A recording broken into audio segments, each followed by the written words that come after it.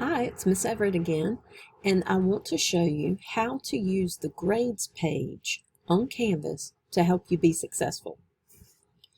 Now, once you log into Canvas, you'll see that you can go right over to your grades page. Now, you're seeing the grades for Test Student. And Test Student hasn't done a whole lot, but let me show you how the grades page can help you. The first thing you see here is your grading period. Now, we're in R4, but like next marking period, if for some reason you need to go back to R4, or once we move into R5, you'll select R5, and then you'll have to click Apply. Canvas will not automatically take you to the next screen. You have to apply that change. Now, I like to have my assignments arranged by due date. You might like to have them arranged by assignment group or module or title. It doesn't matter. Whatever you want to do works for you. Just remember, you have to click Apply if you make any changes. So, on the grades page, you'll see the names of the assignments, the dates that they were due, the status of the assignments. Either they were late, this one was late, this one is still missing, vocabulary week 1, nothing's here, and I don't remember doing it. So maybe that's something I need to go back and do. You'll see your score. Now, some of the scores will just be a check. That means you completed the assignment, and it was either you did it or you didn't. You either got 100 or 0. And then in some of the other ones, you'll see numbers for your actual grade. And that number would be, let's say for types of characters, Test Students made an 8 out of 10. Okay, so you know your math. That means that the Test Student made an 80%. But this tells you what you scored and how much the assignment was worth.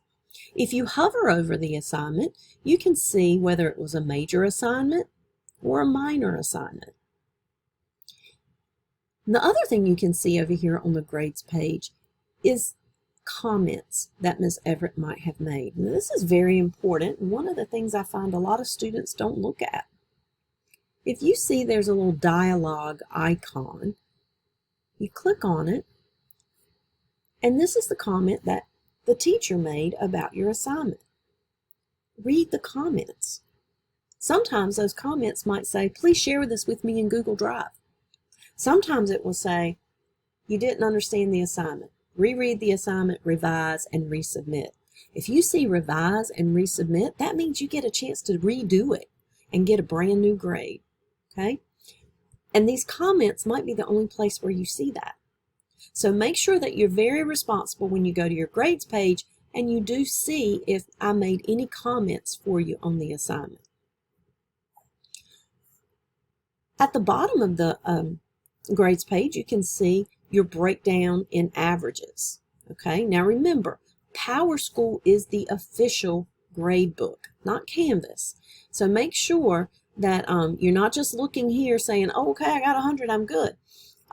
That may not necessarily be the case. You need to look in PowerSchool and compare those grades, the individual grades, with what you see in Canvas. Okay? Now let's talk about how to use these assignment pages. So let's go to the reflection assignment. We'll use that. I see that Test Student hasn't turned it in, so I'm Test Student. I'm like, that's missing. Once I click on the assignment from the grades page, it takes me to the submission details page. And that will show you exactly what you turned in. Well, obviously, Test Student didn't do anything, so there's no submission.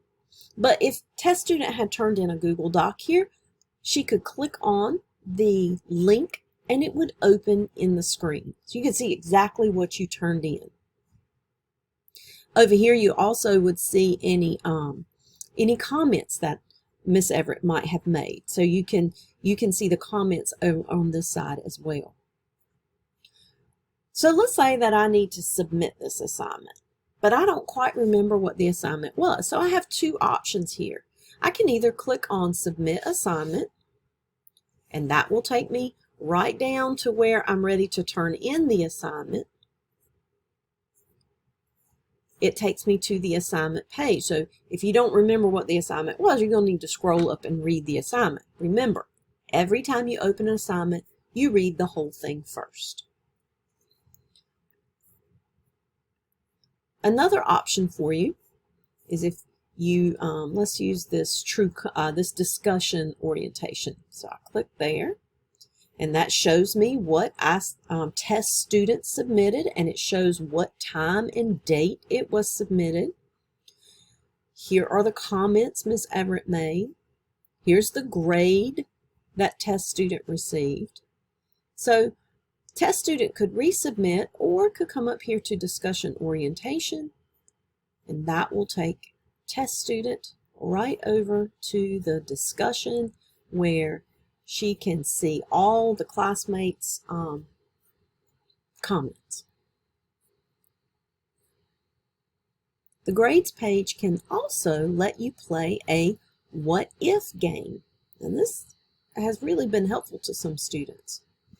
So let's say that I want to make sure I get an A in the class, but I haven't turned in these assignments. Well, that seems pretty easy, so I can click there, and I'm going to get a 5 out of 5 on that one. That week 1 review, I know I'm not going to be able to make that up, so I'm going to just put a 0 because I don't have time for that. Vocabulary, I'm never really good with vocabulary, so I'm going to say I get an 8 out of 10. Okay, and I could go through and play all these what if games if I wanted to, just kind of seeing how my grades would turn out.